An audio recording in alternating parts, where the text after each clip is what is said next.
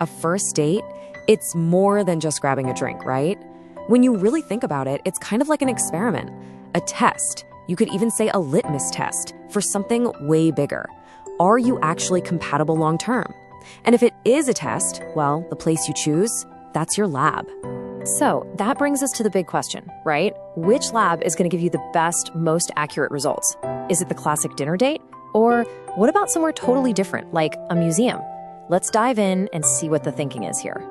All right, let's start with the classic, the go-to for pretty much everyone, the dinner date. I mean, it's the standard for a reason, but as we're about to see, it might actually be a pretty flawed way to figure out if you have a real connection. Okay, so a dinner date is basically all about that intense face-to-face conversation. And look, on the surface, that sounds like a good thing, but it can create this weird environment where both people feel like they're on stage. Suddenly, it's not so much about connecting, it's more about putting on a good show. And this quote really just hits the nail on the head. There's this unspoken but totally real felt pressure to say the right thing. You know that feeling? You're sitting there, you're worried about keeping the conversation flowing, you're trying to be clever, trying to make the best impression. Honestly, it can be exhausting. And all that pressure leads to this really interesting psychological idea called performative vulnerability.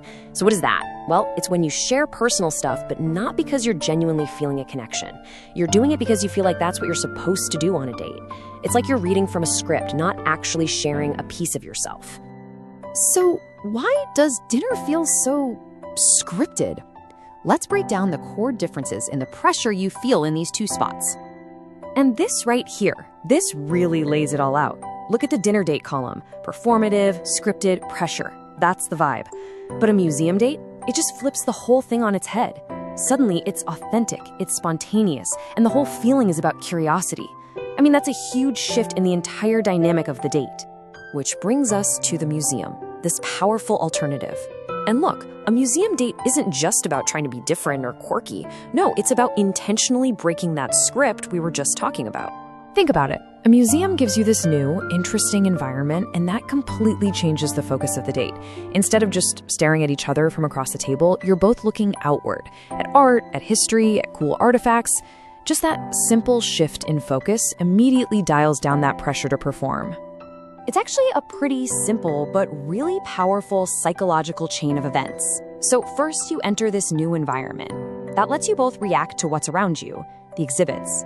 Because of that, the pressure to perform just melts away. And what fills that space? Genuine curiosity. Curiosity about the stuff you're seeing, sure, but way more importantly, curiosity about how your date is reacting to it all. And this is where it gets really interesting. A museum date isn't just about having a more relaxed, comfortable time. Nope, it's actually a better way to gather data. You get to see fundamental parts of a person's true character.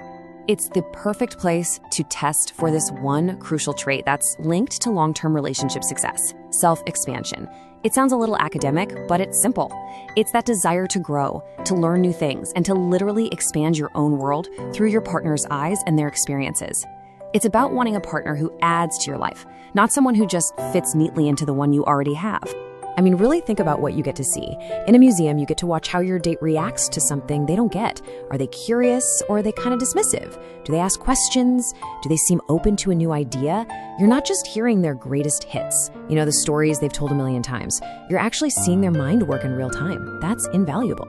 Okay, so let's wrap this up. What's the big takeaway from all of this? What should you be thinking about for your next first date? This right here really brings it all home. When you look at what's really being tested, a dinner date tests performance, a museum date tests partnership potential. And that changes the whole vibe, doesn't it? Dinner can lead to this feeling of appeasement, just trying to say the right thing to get by. But a museum, that fosters authenticity. It lets you see who someone really is. So next time you're planning a first date, just ask yourself this one question. What are you truly testing for? Are you looking for a good performance? Or are you looking for a great partner? Because at the end of the day, the lab you choose is going to determine the results you get.